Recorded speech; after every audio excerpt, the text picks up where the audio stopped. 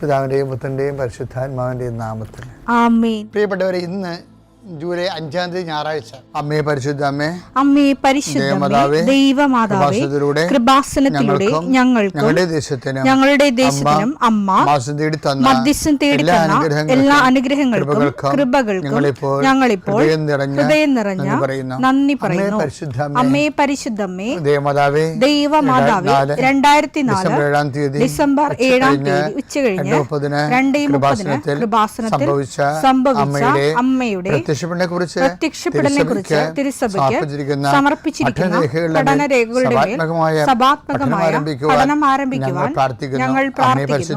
അമ്മേ പരിശുദ്ധമേ, ഭൂസ്വർലോകങ്ങളുടെ രാജ്ഞിയായ അങ്ങേയ്ക്ക് ഭൗമസംരക്ഷണത്തിനായി പ്രപഞ്ചപ്രകൃതിയെ തന്നെ തിരുസഭ പ്രതിഷ്ഠിക്കുവാൻ ഈ പ്രത്യക്ഷീകരണം വഴി ഇടയാക്കണമേ. പരിശുദ്ധമേ, ജപമാല മാതാവേ, സകല കൃപാസനം പ്രാർത്ഥനയോടും ചേർത്ത് ഞങ്ങളിപ്പോൾ പ്രാർത്ഥിക്കുന്ന ഈ കുടുംബത്തിന്റെ പ്രത്യേക നിയോഗം പറ മക്കളെ.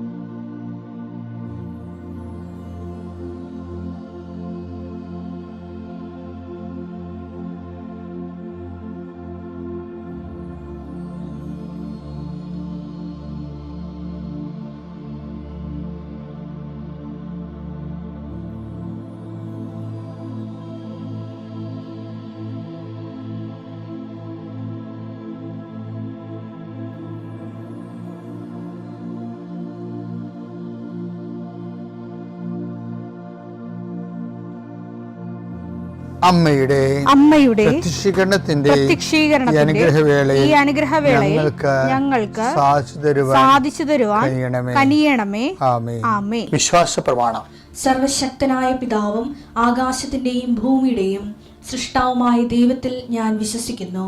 അവിടുത്തെ ഏകപുത്രനും ഞങ്ങളുടെ കർത്താവുമായ ഈശോമിശിഹായിലും ഞാൻ വിശ്വസിക്കുന്നു. ഈ പുത്രൻ പരിശുദ്ധാത്മാവിനാൽ ഗർഭസ്ഥനായി കന്യകാമറിയത്തിൽ നിന്ന് പിറന്ന് പൊന്തിയോസ് പീലാത്തോസിന്റെ കാലത്ത് പീഡകൾ സഹിച്ച് കുരിശിൽ തറയ്ക്കപ്പെട്ട് മരിച്ച് അടക്കപ്പെട്ട് പാതാളങ്ങളിൽ ഇറങ്ങി മരിച്ചവരുടെ ഇടയിൽ നിന്ന് 3-ാം നാൾ ഉയർത്ത് സ്വർഗത്തിലേക്ക് എഴുന്നള്ളി സർവശക്തിയുള്ള പിതാവായ ദൈവത്തിന്റെ വലതുഭാഗത്തിരിക്കുന്നു. അവിടെ നിന്ന് ജീവിക്കുന്നവരെയും മരിച്ചവരെയും വിധിക്കുവാൻ വരുമെന്നും ഞാൻ വിശ്വസിക്കുന്നു. പരിശുദ്ധാത്മാവിലും ഞാൻ വിശ്വസിക്കുന്നു. വിശുദ്ധ കത്തോലിക്കാ സഭയിലും പുണ്യവാന്മാരുടെ ഐക്യത്തിലും പാപങ്ങളുടെ മോചനത്തിലും ശരീരത്തിന്റെ ഉയർപ്പിലും നിത്യമായ ജീവിതത്തിലും ഞാൻ വിശ്വസിക്കുന്നു. ആമേൻ. സ്വർഗ്ഗസ്ഥനായ ഞങ്ങളുടെ പിതാവേ, അങ്ങയുടെ നാമം പൂജിതമാകണമേ. അങ്ങയുടെ രാജ്യം വരണമേ. അങ്ങയുടെ തിരുമനസ് സ്വർഗത്തിലെ പോലെ ഭൂമിയിലും ആകണമേ. അന്നു വേണ്ടുന്ന ആഹാരം ഇന്ന് ഞങ്ങൾക്ക് തരണമേ. ഞങ്ങളോട് തെറ്റ് ചെയ്യുന്നവരോട് ഞങ്ങൾ ക്ഷമിക്കുന്നത് പോലെ ഞങ്ങളുടെ തെറ്റുകൾ ഞങ്ങളോടും ക്ഷമിക്കണമേ. ഞങ്ങളെ പ്രലോഭനത്തിൽ ഉൾപ്പെടുത്തരുതേ, തിന്മയിൽ ഞങ്ങൾ രക്ഷിക്കണമേ. ആമേൻ. നന്മ നിറഞ്ഞ മറിയമേ, സ്വസ്തി.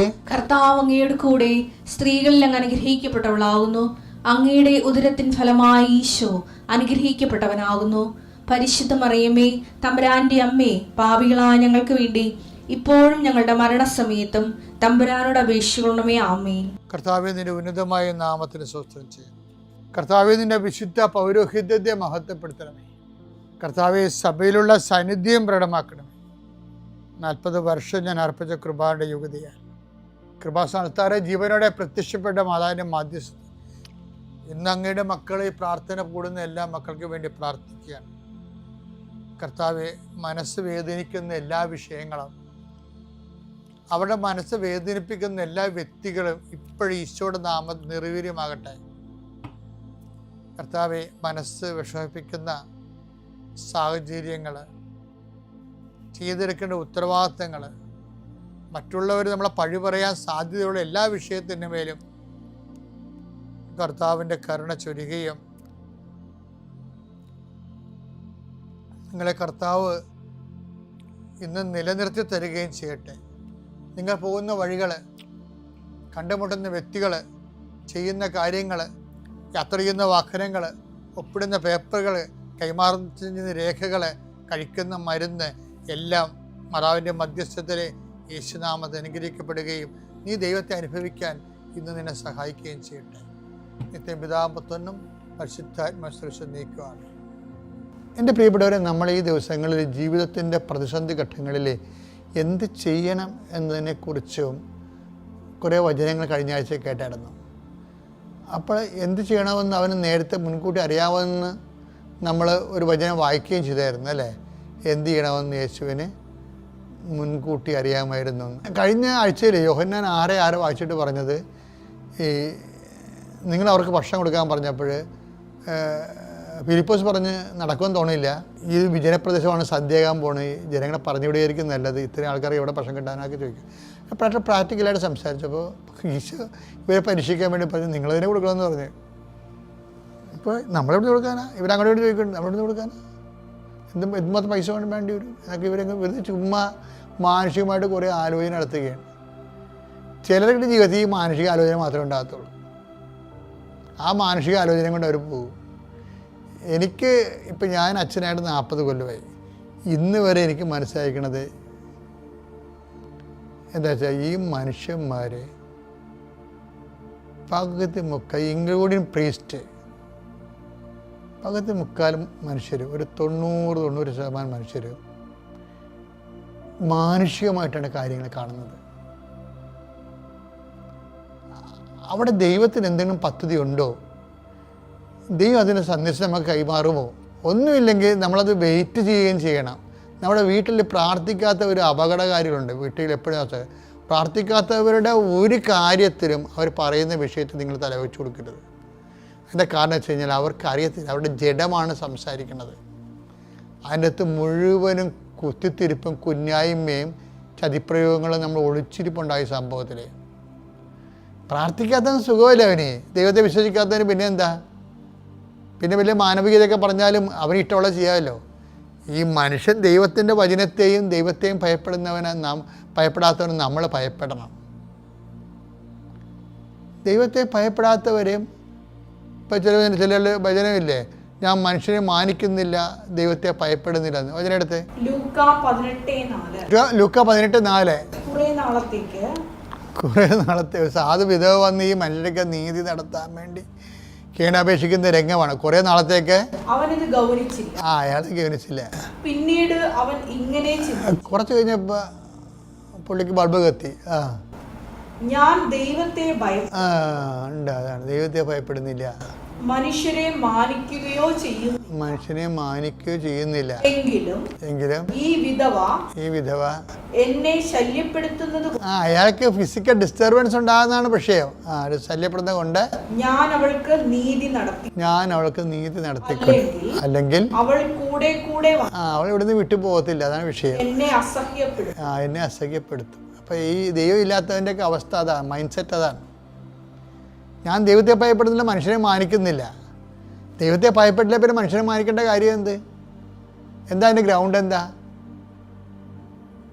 ദൈവത്തെ ഭയപ്പെടുന്നില്ലെങ്കിൽ വൈ ഷുഡ് വി ഫിയർ മാൻ? അതിന് ഗ്രൗണ്ടില്ല ശരിക്കും പറഞ്ഞാൽ. പിന്നെ ഒരു മാനുഷികമായ കാഴ്ചപ്പാടെന്ന് പറയും. മാനുഷികം എന്ന് പറഞ്ഞാൽ എന്താ? കാലകാലങ്ങളായിട്ട് മതത്തിൻ്റെ ചൈതന്യങ്ങളാലും മനുഷ്യത്വത്തിന് മതം കാഴ്ചവെച്ചിട്ടുള്ള മനുഷ്യത്വത്താൽ പരിപക്വമായിട്ടുള്ള മനസ്സാക്ഷി എന്നാണ് ഈ നിരീശ്വരവാദികൾക്ക് പോലും മനുഷ്യന്മാരോട് ഒരു അഫിനിറ്റി തോന്നണത്. അത് സഞ്ചിതാവബോധത്തിൽ നിന്ന് ജനിതകമായി കൈമാറിയിട്ടുള്ള സഞ്ചിതാവബോധത്തിൽ നിന്നുണ്ടായിട്ടുള്ളതാണ്. അതും ദൈവവിശ്വാസികളുടെ സംഭാവനയാണ് ശരിക്കും പറഞ്ഞാൽ. അപ്പം ദൈവത്തെ ഭയപ്പെടുന്നില്ലെങ്കിൽ പിന്നെ മനുഷ്യനെ മാനിക്കേണ്ട കാര്യമില്ല. അപ്പം പക്ഷേ ഇങ്ങനെയുള്ള വിഷയമുള്ള ആൾക്കാർ, ദൈവത്തെ ഭയപ്പെടാത്ത മനുഷ്യനെ മാനിക്കാത്ത ഒരാൾ, നിങ്ങളുടെ മക്കൾ അങ്ങനെ ഒരാളായിട്ട് വളർന്നു വന്നാൽ നിങ്ങൾക്ക് അത് മതി ലോകം എപ്പോഴും സങ്കടപ്പെടാൻ. എന്താ കാര്യം? നിങ്ങൾ പഠിപ്പിക്കേണ്ട കാലത്ത് പഠിപ്പിച്ചില്ല. നിങ്ങൾ ഓർക്കണം 8ാം ക്ലാസ് കഴിയുമ്പോൾ പിന്നെ വേദപാഠം തീർന്നില്ല എന്നാണ്. അങ്ങനെയല്ല, 10ാം ക്ലാസ്സും 13ാം ക്ലാസ്സും എല്ലാം കഴിഞ്ഞാലും ദൈവത്തെ പഠിക്കണതിന് ഇപ്പം ഞാൻ ഈ 40 കൊല്ലം അച്ഛനെന്ന് പറഞ്ഞില്ലേ, വീട്ടിൽ നല്ല വിശ്വാസവും പ്രാർത്ഥനയൊക്കെ ഉള്ള വീടാണ്. അപ്പോൾ ചെറിയ വീടാണെങ്കിലും ഈ പറഞ്ഞ ദൈവമുണ്ട് അവിടെ. കാര്യം ഞങ്ങൾ അച്ഛനും 2 പേര് ശുശ്രൂഷകരുടെ വീട്ടിൽ നിന്ന് വന്ന്, ഞാനും എൻ്റെ ചേച്ചി കന്യാശ്രീ. അപ്പം എന്നാ വിഷയം എന്ന് വെച്ച് കഴിഞ്ഞാൽ, ആ ഒരു ഭവനത്തിൽ നിന്നിങ്ങനെ വരുമ്പോൾ നമ്മൾ ദൈവ തിരുസന്നിധിയിൽ നിന്ന് ഇപ്പം 40 കൊല്ലം കൂടി പൗരോഹിത്യ ജീവിതം കഴിഞ്ഞപ്പോഴും ഇപ്പോഴും ഞാൻ പറയും ദൈവത്തിനെക്കുറിച്ച് എന്തെല്ലാം കാര്യങ്ങൾ അറിയാനിരിക്കണമെന്ന്. പിന്നെ എങ്ങനെ നിങ്ങൾ പറഞ്ഞ കാറ്റഗിസം 10ാം ക്ലാസ് വെച്ച് അവസാനിപ്പിക്കണത്? You don't need God. അതല്ലേ പ്രശ്നം. നിങ്ങൾക്ക് ദൈവത്തെ ആവശ്യമില്ല. നിങ്ങളുടെ പല പരിപാടി ജഡികമായ കാര്യങ്ങൾക്ക് ദൈവത്തിനെ കൊണ്ട് നടന്നാൽ ശരിയാകാത്തത് മനസ്സിലാകുമ്പോഴാണ് ചില ആൾക്കാർ പിള്ളേരെ പോലും വേദപാഠത്തിൽ പിടിയത്തില്ല. ഏറ്റവും വലിയ ക്രൈമാണ്. ഇപ്പം തൂഫാനൊക്കെ നാട് ഇളക്കി മറിച്ചുകൊണ്ടിരിക്കുകയാണ്. നിങ്ങൾ ചെയ്തിരിക്കുന്ന കാര്യങ്ങളെല്ലാം മുന്നോട്ട് ഭംഗിയായിട്ട് പോകുന്നുണ്ട്, അതിന് ജനത്തിൻ്റെ സപ്പോർട്ടുണ്ട്. പക്ഷേ ഇനി നിങ്ങൾ പിന്നോട്ട് പോകരുത്. എന്താ കാര്യം വെച്ച് കഴിഞ്ഞാൽ ജനം അത് ആഗ്രഹിക്കുന്നില്ല. ഞാൻ എന്താ പറഞ്ഞു വരുന്നതിൻ്റെ അർത്ഥം എന്ന് വെച്ച് കഴിഞ്ഞാൽ, ഇതുപോലെ നമ്മൾ ഇത് അണ്ടേക്കൊണ്ട് വളം വെക്കണ പരിപാടിയാണ്. മാതാപിതാക്കന്മാർ കുഞ്ഞുങ്ങളെ ചൊട്ടക്ക് തന്നെ വളം വെക്കണം. അവരുടെ മാതാപിതാക്കന്മാരുടെ കയ്യിലാണ് കുഞ്ഞുങ്ങളിരിക്കുന്നത്. നിങ്ങളല്ലേ ആരെയും കെട്ടി വളർത്തുന്നത്. 3 ദിവസം 3 വയസ്സാകുമ്പോഴല്ലേ പള്ളി കൊണ്ടുവരണത്. ഉച്ചക്ക് വരപ്പിക്കണത് 4 വയസ്സിലല്ലേ. അതുവരെയും നിങ്ങളുടെ കൂടെയാണ് കുഞ്ഞുങ്ങളുള്ളത്. അതിന് ശേഷവും നിങ്ങളുടെ കൂടെ തന്നെ കുഞ്ഞുങ്ങളുള്ളത്. നിങ്ങൾ പറഞ്ഞാൽ കേൾക്കുന്ന പ്രായത്തിൽ കർത്താവിൻ്റെ ചൈതന്യം അവർക്ക് കൊടുക്കുക. അത് നമുക്ക് ബാധ്യസ്ഥരാണ്. വിവാഹത്തിലുണ്ടാകുന്ന കുഞ്ഞുങ്ങളെ പുണ്യപൂർണ്ണമായി വളർത്താമെന്നും മാതാപിതാക്കന്മാർ തമ്മിൽ മരണം വരെ വേർപിരിയാതിരിക്കാമെന്നും നിങ്ങൾ പ്രതിജ്ഞ ചെയ്തുകൊണ്ടാണ് സഭ നിങ്ങളെ കൂതാശയിച്ച് വിവാഹിതരാക്കിയെന്ന് ഓർക്കണം. ആ ഉത്തരവാദിത്തം എടുത്തില്ലെങ്കിൽ ആ വിവാഹത്തിൻ്റെ കൃപ പോകും. അതുകൊണ്ട് വളരെ ചൈതന്യത്തോടു കൂടി കുഞ്ഞുങ്ങളെ വളർത്തിക്കൊണ്ടുവരാനും ദൈവത്തിന് നിരക്കുന്ന ദൈവിക ആത്മാവിനെ വിവേചിക്കാൻ മനസ്സിലാകുന്ന എത്ര വയസ്സായാലും പിന്നെയും കർത്താവിനെക്കുറിച്ചുള്ള അറിവുകൾ ഇങ്ങനെ വന്നുകൊണ്ടേയിരിക്കും. അപ്പോൾ നിങ്ങൾ എവിടെയെങ്കിലും വെച്ച് വേദപാഠം നിർത്തരുത്. ഞാൻ ഇത്രയും പ്രായത്തിലും വേദപാഠം നിർത്തിയിട്ടില്ല. എപ്പോഴും കർത്താവിനോട് ചോദിച്ചും ആലോചിച്ചും വചനം വായിച്ചും പഠിച്ചുകൊണ്ടിരിക്കുകയാണ്. പഠിച്ചാലും എത്ര ജന്മം കിട്ടിയാലും തീരത്തില്ല. അത്രയും വലിയ സബ്ജക്റ്റാണ് വേദപാഠം. പിതാവിൻ്റെയും പുത്രൻ്റെയും പരിശുദ്ധാത്മാവിൻ്റെയും നാമത്തിൽ.